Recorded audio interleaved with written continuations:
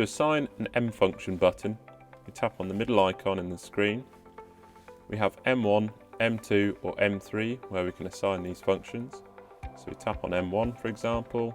Here we can assign an isobus aux function, a single tractor function or a multiple upilot sequence. For this example, we're going to put a single function on M1. So I tap on plus and I want my auto guide engagement. I press tick, I press tick again, and that is now saved onto M1. Now I'm going to build a multiple upilot sequence on M2 by tapping the button. My first sequence is going to be my PTO engaging. Tap on plus again, my linkage dropping, tap on plus again, and my diff lock engaging. Now I can change the distance or the time between these separate upilot features playing out.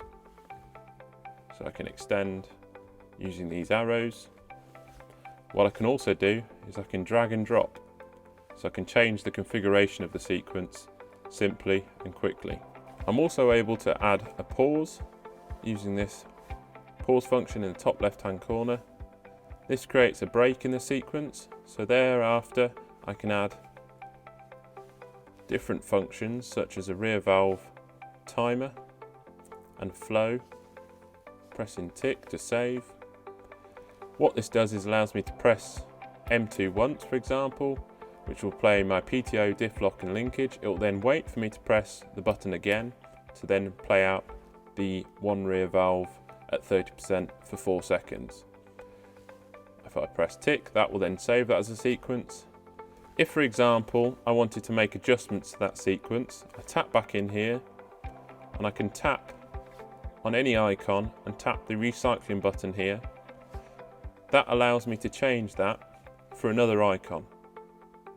So if I wanted to have four-wheel drive in there instead of diff lock, I can tap that, press tick, and that has now changed that to four-wheel drive instead of diff lock.